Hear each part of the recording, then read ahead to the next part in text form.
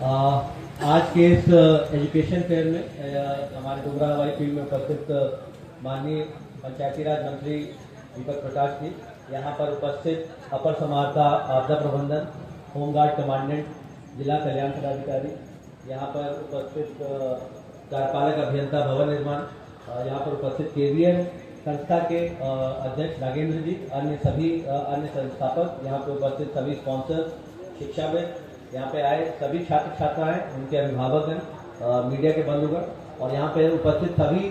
जो हमारे एम्प्लॉयर्स हैं, जो कोचिंग इंस्टीट्यूशंस के प्रतिनिधि हैं, जो इस कार्यक्रम में आज भाग ले रहे हैं, आप सभी का मैं स्वागत करता हूँ। और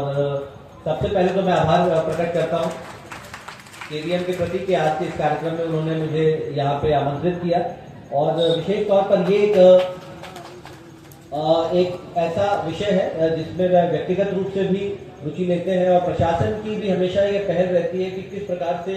युवा वर्ग को बेहतर अवसर मिले उनके कौशल विकास के लिए और उनके करियर काउंसलिंग के लिए, मार्गदर्शन के लिए और उनको रोजगार के अवसर उपलब्ध कराने के लिए। और अभी हाल में ही अभी कल ही हम लोग का जो जिला नियोजनालय जो कार्यालय है उनके द्वारा भी जॉब फेयर का आयोजन किया गया था। कल हम लोगों ने जिला स्तर पर भी एक जो मेधा सम्मान से मार्गदर्शन कार्यक्रम रखा था, जो अभी हाल में बिहार बोर्ड की परीक्षा हुई थी। उसमें जैसा कि आप लोग जानते होंगे कि विज्ञान एवं वाणिज्य संकाय में द्वितीय रैंक प्राप्त करने वाली जो बच्चियां थी वो हमारे सीतामढ़ी के लिए ही थी और उनके लिए फिर से एक बार तालियां हो जाए, क्योंकि वो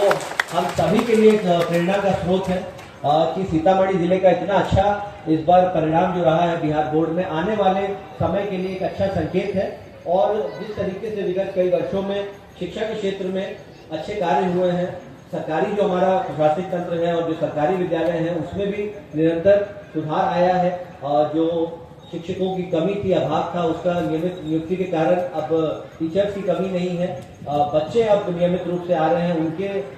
जो नामांकन के लिए और प्रवेशोत्सव चलाया जाता है ताकि कोई भी बच्चा स्कूल से वंचित नहीं रहे। तो ये एक बहुत अच्छी पहल है। अब जो हमारा मूल मंत्र है कि जो ये बच्चे प्राथमिक विद्यालय में पढ़ रहे हो 8वीं कक्षा के बाद, जो हम लोग मानते हैं जो सबसे प्रमुख जो माइलस्टोन है या एक मील का पत्थर है, उसके बाद उनका सही जो काउंसलिंग होना, उनका बेहतर जो स्किल डेवलपमेंट होना वो बहुत ही अनिवार्य है। क्योंकि अभी जो ये वर्तमान जो हम परिदृश्य देख रहे हैं इसमें बहुत प्रकार की चुनौतियां हैं और किस प्रकार की स्किल्स रेलेवेंट रहेंगी और क्या रेलेवेंट नहीं रहेंगी, ये बहुत तेजी से जो पूरा इकोसिस्टम है वो चेंज कर रहा है। तो हो सकता है जो 5 साल पहले लग रहा हो प्रासंगिक है कि ये टेक्निकल स्किल्स हैं या ये आपकी सॉफ्ट स्किल्स है जो कि पर्याप्त है आपको जॉब मार्केट में इक्विप करने के लिए, वो हो सकता है वर्तमान में उतना प्रासंगिक नहीं रहे। तो सबसे इम्पोर्टेंट है कि स्किलिंग, रीस्किलिंग और कंटिन्यूअस जो लर्निंग का एक जो अथक परिश्रम करने का जो भाव होना चाहिए वो सभी युवाओं में होना चाहिए। जो हमारे स्कूली विद्यार्थी हैं, जो हमारे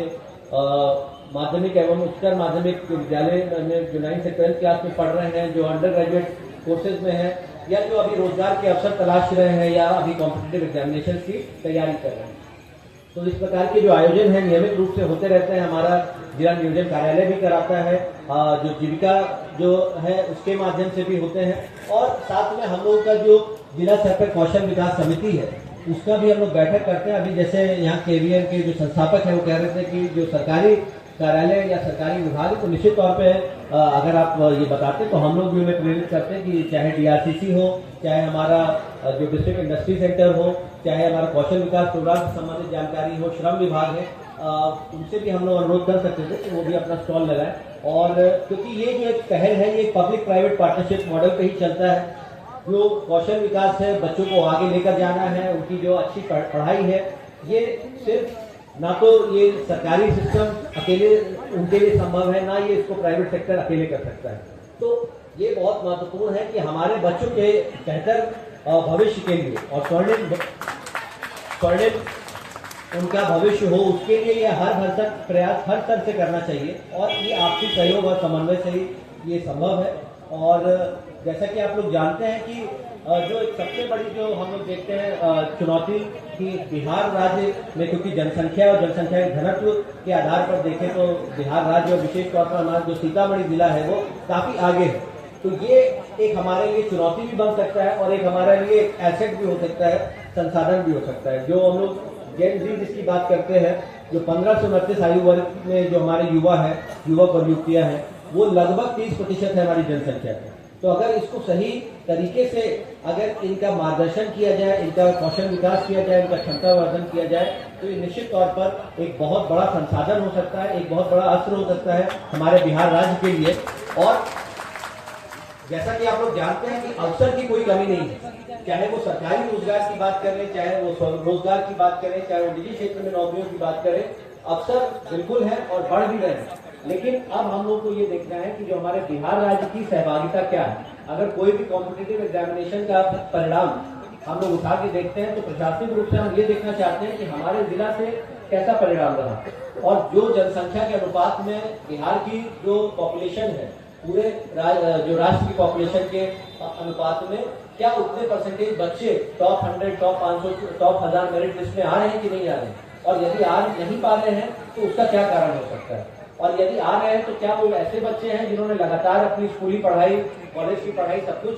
बिहार से ही किया, या किसी समय जाके उन्होंने आगे की पढ़ाई हो सकता है दिल्ली जाके की हो, या कोटा जाके की हो, या किसी बड़े और जिले में की हो, किसी और शहर में की हो। तो हम लोग को सोच में परिवर्तन लाना है। बिहार में जो यूपीएससी का रिजल्ट आया उसमें टॉप 20 में जो 5 रैंकर्स थे वो बिहार राज्य के ही थे, और मुझे लगता है उसमें जो 4 ऐसे जो टॉपर्स थे जिन्होंने बिहार में रहकर बिहार के ही स्कूल से अपनी पढ़ाई की। तो हमें लगता है कि अनावश्यक जो हम लोग अपने बच्चों को कोटा की तरफ या फिर दिल्ली की तरफ भेज देते हैं, मूल प्रश्न ये पूछना है कि क्या यहाँ पर कोई भी व्यवस्था नहीं है,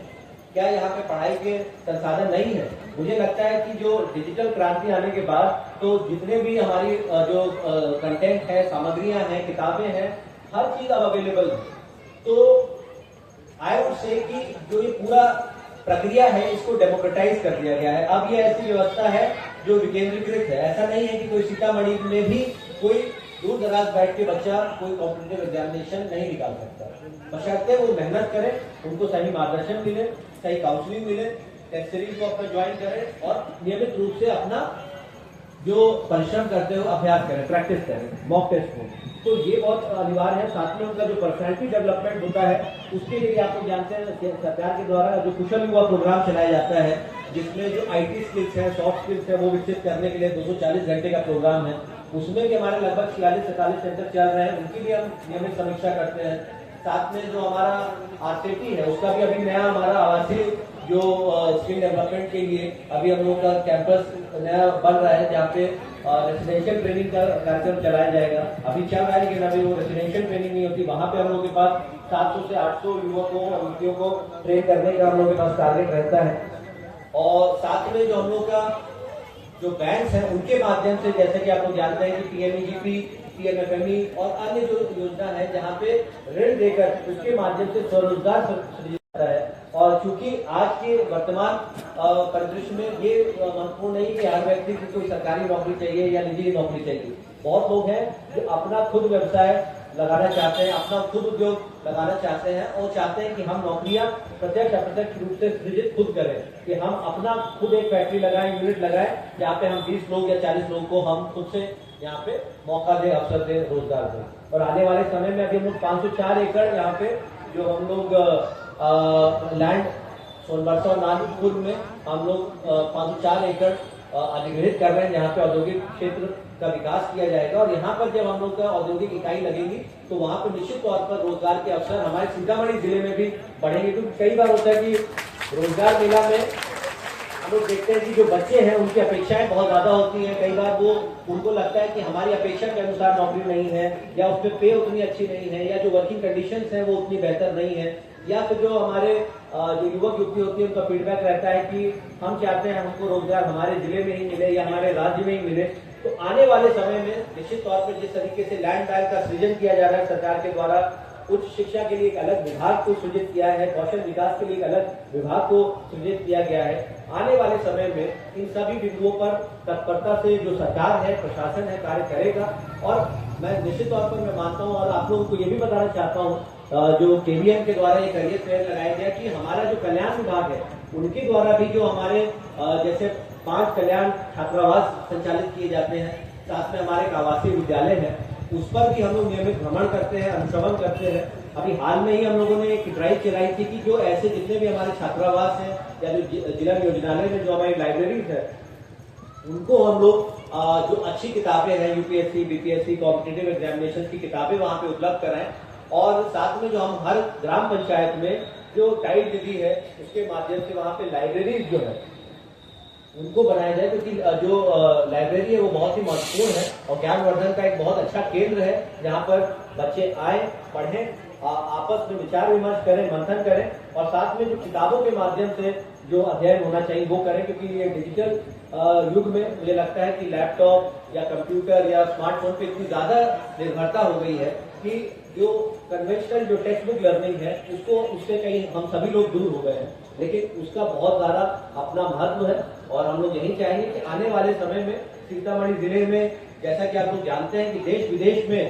प्रशासनिक स्तर पर, राजनीति में, मीडिया जगत में, कॉर्पोरेट जगत में, किसी भी क्षेत्र में आप लोग चले जाइए, सीतामढ़ी जिले के जो हमारे यहाँ से पढ़े और यहाँ से निकले हुए जो लोग हैं वो देश विदेश में हमारे जिले का, मिथिला की धरती का नाम रोशन कर रहे हैं, बिहार राज्य का नाम रोशन कर रहे हैं।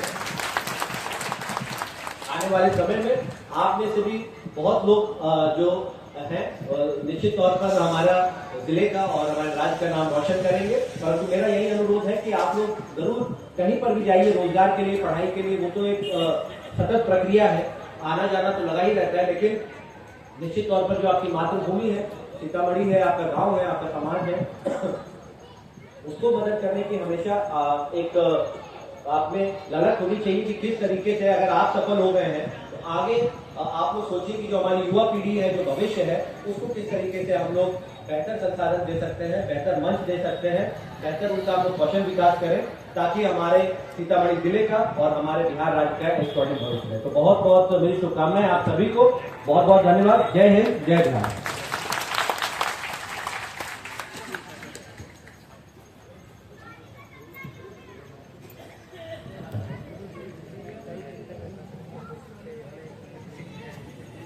माननीय मंत्री जी से आग्रह